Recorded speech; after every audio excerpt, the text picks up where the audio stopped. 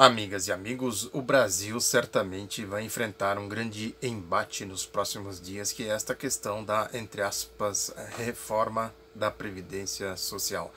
Essa é um ponto fundamental do programa de governo dos golpistas, vem dos golpistas, e entra aí no governo do presidente Jair Bolsonaro como uma questão fundamental para a direita, porque ela se liga diretamente à emenda constitucional 95, aquela que tira recursos da saúde, da educação, da segurança pública, da infraestrutura e etc., né, para fazer o ajuste fiscal, os tetos que eu sempre comento aqui, tira de um teto para jogar no outro teto, né, cria-se no orçamento público esses dois universos, essas duas dimensões. Quer dizer, quando se governa para a direita, se governa por esse teto. Quando se governa pela esquerda, por esse teto. Essa é a grande diferença quando se fala de esquerda e direita, é isso aí. Como que se administra o orçamento público? Qual é o papel do Estado na administração dos recursos do país, dos recursos orçamentários? A direita é isso aí, é tirar tudo aqui do povo para jogar nesse teto do ajuste fiscal. E a reforma da Previdência é fundamental, porque eles fizeram a emenda constitucional 95 a toque de caixa, é a base do programa de governo do presidente golpista Michel Temer, foi a base. Ele não conseguiu tocar a reforma da Previdência porque tem essas complexidades todas, mexe em questões fundamentais, do povo, do futuro do povo, dos trabalhadores. Então era necessário criar a ponte. O programa de governo do Michel Temer chamava assim, a ponte para o futuro. Fizeram a ponte, chegaram agora, é hora da, como diz o povo, é hora da onça beber água. Agora tem que fazer a reforma. Os editoriais aí da mídia, os publicistas do regime neoliberal, nessa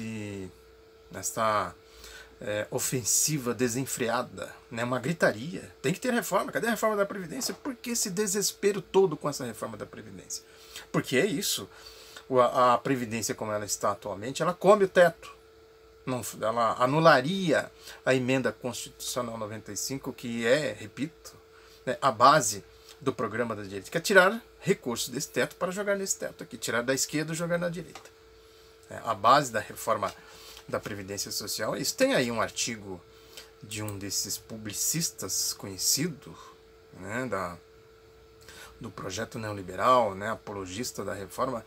É importante a gente visitar a argumentação dele porque tem fundamento. Ele fundamenta a lógica dele da reforma da Previdência pela visão dos neoliberais da direita.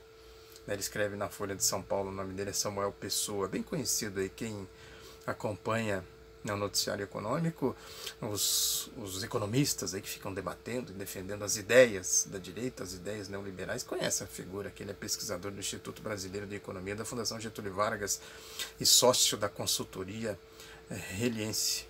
É doutor em economia pela USP. Essa gente é sócio de consultoria. Essas consultorias vivem disso aí, vender pareceres para os bancos, para os programas de governo da direita e tal.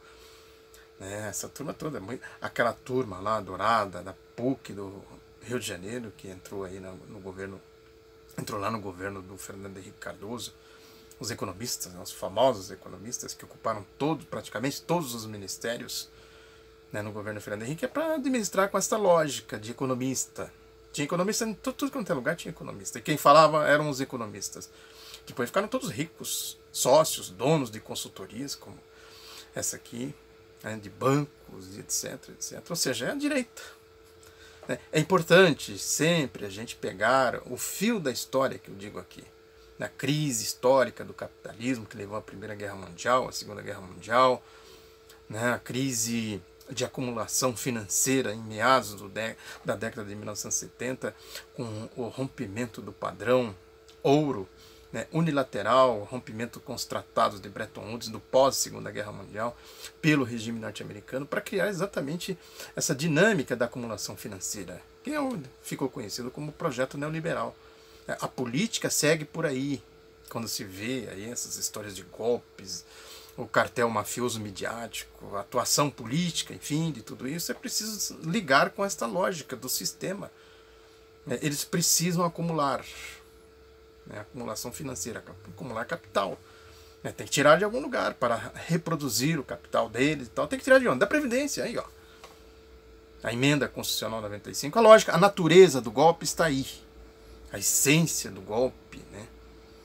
Mas quer entender o golpe? Vê a emenda, né, constitucional 95. E tem os seus subprodutos, reforma trabalhista, para escravizar o povo, né, acabar com a Revolução de 1930, jogar o país lá para o essa história, né, da abolição da independência, essas coisas que eu sempre digo aqui, jogar lá para trás.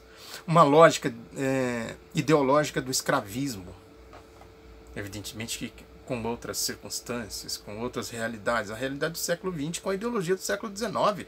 Eu digo sempre aqui, a direita ela existe tão somente para defender os seus privilégios. Não teria sentido a existência da direita se não fosse para defender os seus privilégios. Então ela luta para que o século XIX nunca termine por aqui. É isso aí. É exatamente assim que a argumentação dele aqui, do Samuel Pessoa, deixa isso absolutamente claro, né? Que ele disse que para saber se há ou não déficit é preciso considerar uma fonte de receita e um sistema específico. Aí ele diz, é possível, por exemplo, argumentar que a aposentadoria rural, que apresenta receita específica e o benefício de prestação continuada, que tem natureza assistencial, precisam ser excluídos para sabermos se o sistema previdenciário público do setor privado tem ou não déficit.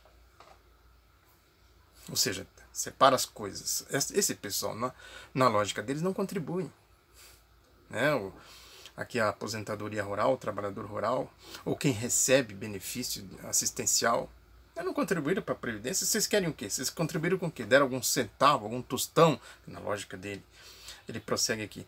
Se considerarmos como fonte de receita do sistema previdenciário público do setor privado urbano, as contribuições patronal e do empregado, há déficit no sistema desde 2002. Mas aí é possível argumentar que a Constituição estabelece outras fontes de receitas. E, além do mais, que a DRU, a desvinculação da receita da União, tira dinheiro da Previdência. O ajuste fiscal é isso aí, ó, a DRU. Tem dificuldade para fechar as contas, então faz lá a desvinculação, que é o dinheiro carimbado, né, que está no orçamento, que iria para a saúde, para a educação, para outras questões aí do povo. Né, o mecanismo da DRU, exatamente para desvincular isso e pôr esse dinheiro à disposição do ajuste fiscal da bufunfa, do teto. E só. Não é de hoje que se faz isso. Quem criou isso foi exatamente o regime neoliberal, de acumulação financeira. Prossegue aqui. Entretanto, se vamos considerar outras fontes de receitas, impostos gerais, e desconsiderar a DRU, por consistência, temos de juntar no gasto que havia sido apartado. Voltamos ao início.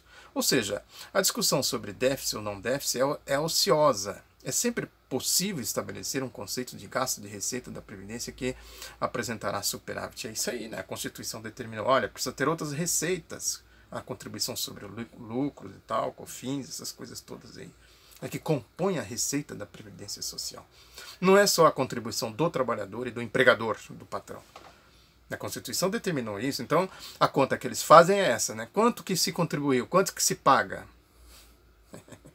Simplifica, né? Enfia goela abaixo, né, da opinião pública, essa opinião privada, a lógica da mídia, dos aparelhos ideológicos e tal, as pregações. A gente vai ver daqui a pouco um editorial do Estadão dizendo isso explicitamente.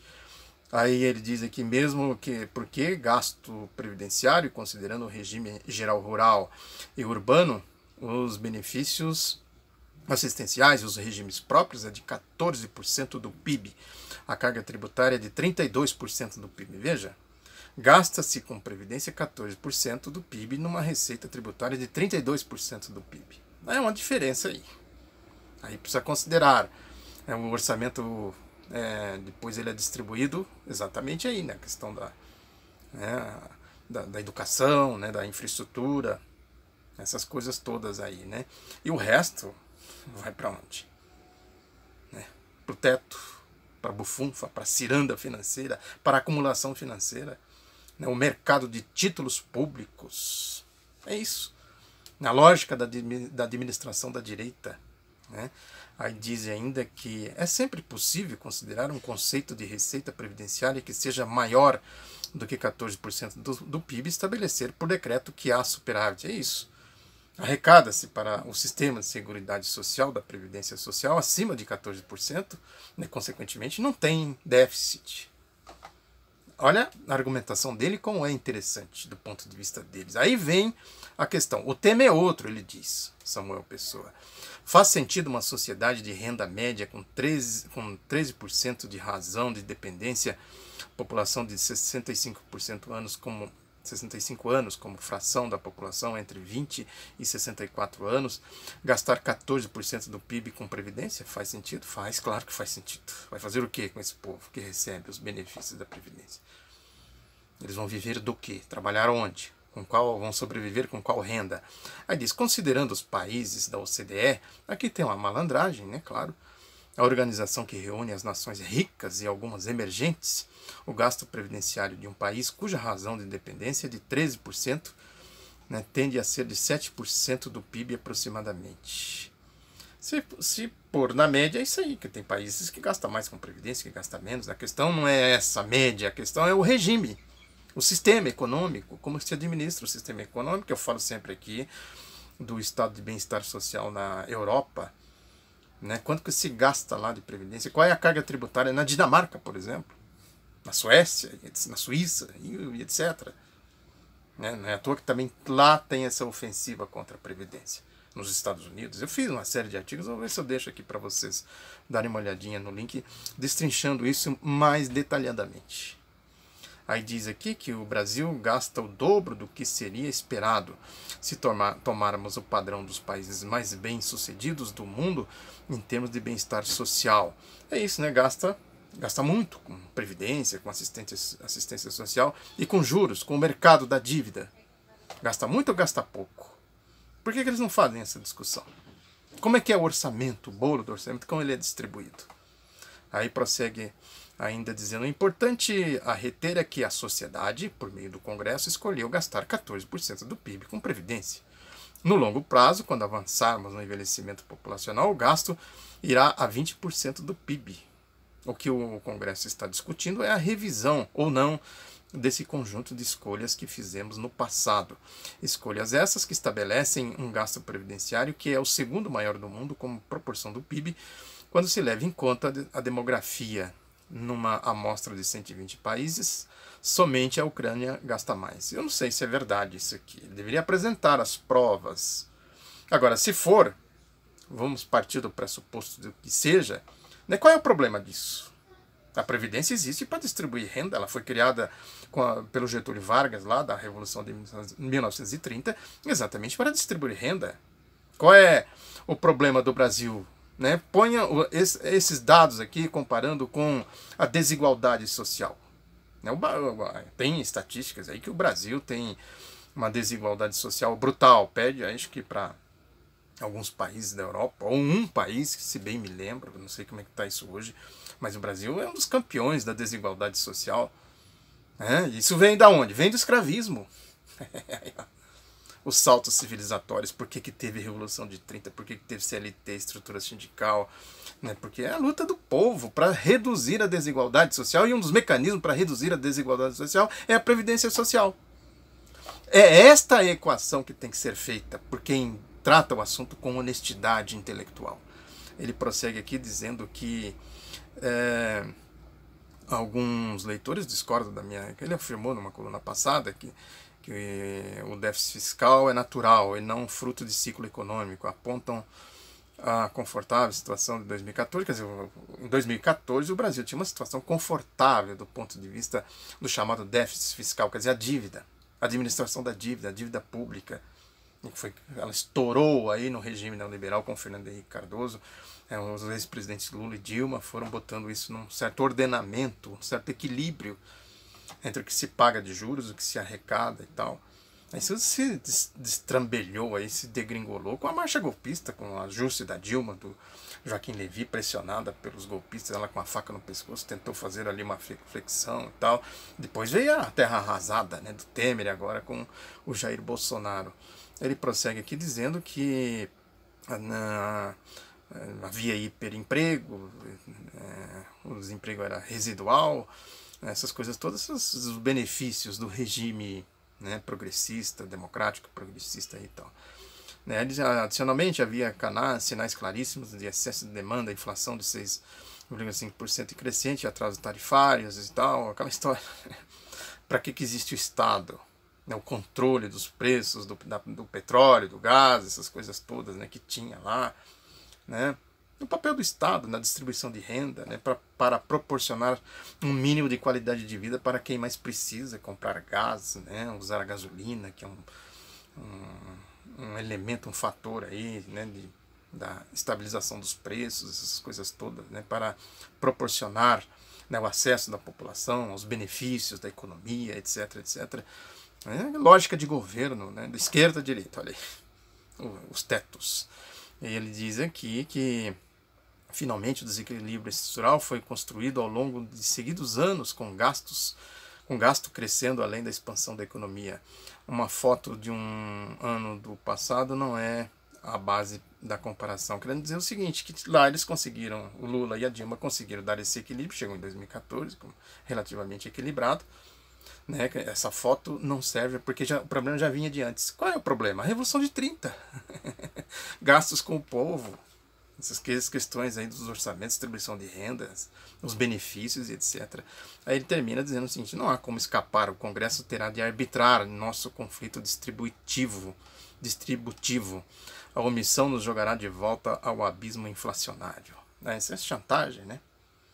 Que tinha lá o problema da inflação, a hiperinflação disparou no regime militar, que eles fizeram o ajuste fiscal. O ajuste fiscal leva ao desajuste da economia, claro. É evidente, fizeram isso no final dos anos 70, na ditadura militar, depois o Fernando Henrique fez também, né, o tal do ajuste fiscal. O que é isso? Se não tirar dinheiro, recursos aí do povo, da infraestrutura, etc. e tal, leva ao desemprego, a degradação social, né, a desintegração econômica, a destruição do aparelho econômico, etc. Não tem saída. A lógica deles não, a equação deles não fecha, a lógica deles não vai para frente. Agora, isso é uma grita geral. Inclusive, quando eles criticam o governo Bolsonaro, eles criticam por aí, que é o editorial do Estadão que eu mencionei agora há pouco, que diz aqui, consenso sobre as reformas. Aí ele diz aqui, o editorial do Estadão: os pronunciamentos feitos na sessão solene de abertura do ano legislativo no Congresso Nacional, na segunda-feira passada, deixam claro que finalmente se formou no mundo político um consenso a respeito da necessidade de reformas. Hoje, com exceção dos irresponsáveis de sempre, o linguajar de cachorro louco aqui do Estadão, nós somos irresponsáveis. Nós que demonstramos, como eu estou demonstrando aqui, que a reforma da Previdência é uma farsa, nós somos irresponsáveis. Por que nós somos irresponsáveis? Nós estamos batendo lá na Casa Grande, né? No clube privado, dizendo: ô, vocês estão roubando aí o povo. Parem de roubar. Cala a boca, seus irresponsáveis. Está escrito aqui. Aí ele diz aqui: os irresponsáveis de sempre, aqueles que levaram o país à bancarrota quando estiveram no governo e que insistem em dizer, por exemplo, que não há déficit na Previdência. Olha, o que é um cachorro louco latino? Isso aqui é um rosnado de cachorro louco. Todos os principais atores políticos e institucionais entendem que chegou a hora das reformas, a começar pela da Previdência, sem a qual o país corre sério risco de se tornar insolvente. Olha aí. Nada disso significa, é claro, que as reformas a serem encaminhadas pelo governo serão satisfatórias, nem que as propostas serão aceitas pelo Congresso sem sofrer alterações. Tampouco significa que o Judiciário estará infenso à truculência de corporações que, na iminência de uma derrota legislativa que lhes casse privilégios, nós que recebemos aposentadorias, que, né, temos aí CLT e tal, nós somos privilegiados. A turma da bufunfa, não. Esses aí nós estamos lutando para, né, o país crescer, fazer a reforma da Previdência para o país crescer, que dá uma montanha de dinheiro na mão dos chamados investidores, que eles vêm investir aqui, criar emprego e tal. Vêm de jatinhos particulares, tomando champanhe, comendo caviar, essas coisas todas, criar emprego aqui. Os escravos aí, não tem escravo? Lá no Brasil tem, fizeram a reforma da Previdência, a reforma trabalhista, né? Então vamos investir lá. Jarbas, liga aí o jatinho que nós vamos lá, o jatão, sei lá o que, nós vamos lá no Brasil criar empregos. É a mesma coisa de achar que os índios chamaram o Cabral para descobrir o Brasil, né? Olha a lógica perversa, pervertida da elite brasileira, da direita brasileira. Então diz aqui, você reivindicar, lutar, é ser truculento, né? Que vai lá no judiciário, que o judiciário teria que dizer, isso aqui é legal ou é ilegal? Não, aí não. O judiciário não pode se meter nisso, não. Nem o Estado Democrático de Direito e a Constituição, né, as leis que estão aí não servem para nada. Nada de ir no judiciário, isso é truculência desse povo aí, os escravos, esse povo que fica alertando os escravos. Aí você tem direito, viu? Vão lá no judiciário que você tem direito. Aí é ser truculento. Aí diz, certamente esses truculentos, diz aqui o Estadão, certamente recorrerão ao Supremo Tribunal Federal na expectativa de obter o amparo que tantas vezes alguns ministros daquela corte lhes franquearam no passado recente. A ofensiva contra, né, os ministros do STF que não sucumbiram, não submeteram a esta lógica golpista, né, não dá para dizer que eles têm uma ideologia progressista, não é isso. Simplesmente, isso aqui é flagrante demais, é roubo, estão roubando, estão assaltando o Estado, estão afrontando a Constituição, o Estado Democrático de Direito. A gente viu na causa da prisão do ex-presidente Lula muitas manifestações nesse sentido. Tinha um grupo lá da Globo, da Lava Jato, aquela turminha lá, Barroso, Carmen Lúcia, Fux, aquela turma toda lá. Aí tinha do outro lado o Marco Aurélio Mello, o próprio Gilmar Mendes, né? Assim que eu me recordo, que, né, foram para cima, Lewandowski. Vocês estão assaltando o Estado. Isso é golpe. Aqui, não pode, é truculência ir lá, né, reivindicar direitos e tal. Aí diz aqui, mas o fato é que hoje a ideia da necessidade de reformas se incorporou ao discurso político de uma forma mais ou menos generalizada. Menos os irresponsáveis e os truculentos. Em sua mensagem ao Congresso, o presidente Jair Bolsonaro disse que o grande impulso, entre aspas, para melhorar o ambiente econômico, entre aspas, virá com o projeto da nova Previdência. Bolsonaro salientou que sua proposta é moderna e, ao mesmo tempo, fraterna, conjugando o equilíbrio atuarial com o amparo a quem mais precisa. É o velho discurso fake, né? O mundo fake, o mundo da subjetividade, o mundo que não tem correspondência com a realidade, na verborragia ideológica, né? Isso aí permeia toda a direita, né? E o governo é porta-voz de tudo isso. No caso aqui, o presidente da República. No texto lido no Congresso, Bolsonaro não citou outras reformas, o que é um indicativo claro da prioridade dada nesse momento à reforma da Previdência. Na mesma linha foi o presidente da Câmara, Rodrigo Maia, que em seu pronunciamento destacou a necessidade inexorável dessa reforma ante um cenário desafiador para as contas públicas. Maia citou a crise sem precedentes de estados e municípios, que os estados e municípios entraram nessa ciranda, nessa roda gigante, né, do mercado de títulos públicos no governo Fernando Henrique Cardoso. Eles estão saqueando os estados e municípios. Por isso que não tem recurso sequer para fazer a limpeza pública de muitas cidades. Pagar salários, essas coisas todas. Né? E diz que a culpa é da Previdência. Tem que fazer reforma da Previdência. Arrocha mais esses trabalhadores aí e tal. Prossegue ainda dizendo que o Maia teria dito que não é tarefa simples, uma vez que se impõe sacrifícios à população. Mas é imperativo enfrentar esse desafio sob pena de não haver recursos nem mesmo para o pagamento de aposentadorias. A economia cresce, o PIB cresce, a produtividade cresce e tal, mas não tem recursos. Não um buraco que tinha na rua aqui na Praça Buenos Aires, em São Paulo, que ficou anos e anos e anos, as madames com os carrinhos de bebês. Quem conta isso é o Bob Fernandes, que era jornalista da Carta Capital. Ele contou isso, né? E ficou lá o buraco na rua e as babás tinham que desviar com seus carrinhos importados da Europa, dos Estados Unidos e tal, daquele buraco, né, porque dizia que não tem dinheiro para tampar o buraco. O buraco e os carrinhos das madames e tal, da elite, né, aqui na região rica de São Paulo, é a ilustração disso que eu estou dizendo aqui. Não tem dinheiro para pagar aposentado, não tem dinheiro. Aí fala que o presidente do Senado também, o Davi Alcolumbre, esse aí do golpe, do bolsonarismo no Senado, também destacou a urgência da reforma vital para o equilíbrio das finanças públicas. Até o Dias Toffoli, segundo o editorial do Estadão, diz que se pronunciou nesse sentido, também falando que as reformas são fundamentais, necessárias para a nação brasileira, como a previdenciária e a fiscal e tributária. Um ministro do presidente do STF se metendo num assunto que não lhe diz respeito. Lógico que tá falando politicagem, é evidente, né? O editorial segue aí, está entusiasmado, termina dizendo o seguinte: tem entusiasmar parlamentares com projetos contra a corrupção e a favor de uma pauta conservadora, temas de grande apelo popular, é fácil. Obter apoio suficiente para aprovar mudanças que afetarão a vida de milhões de brasileiros são outros 500. É isso aí. Esse negócio de moralidade, de corrupção, tem aí o mundo fake, os aparelhos ideológicos, né? Lógico que isso aqui é tudo mentira, eles não estão atrás de moralidade nenhuma, muito menos de combater a corrupção nenhuma, só se ver a Lava Jato, que eu sempre falo aqui, o que é a Operação Lava Jato, isso é mentira, mas tem. O povo vê isso aí com uma coisa distante, né? Vai combater a corrupção, é ótimo, joia, ninguém é contra combater a corrupção, ninguém é contra uma pauta moral, não sei mais o que. Agora, e a aposentadoria? Na aposentadoria vai tirar o meu direito, meu recurso de sobrevivência? Aí não. Aí que tá o desafio da coisa, né? O grande problema, né? O mesmo editorial, o mesmo Estadão faz outro editorial falando do Bolsonaro, diz aqui no palanque da ideologia, e vai desfiando, né, o que o Bolsonaro vem falando, aí dizendo que o Bolsonaro ainda não saiu do palanque da campanha eleitoral. Se ele sair, ele não tem para onde caminhar. Essa que é a questão. Não é que ele vai dizer para o povo que vai acabar abertamente, não, nós vamos acabar com a aposentadoria.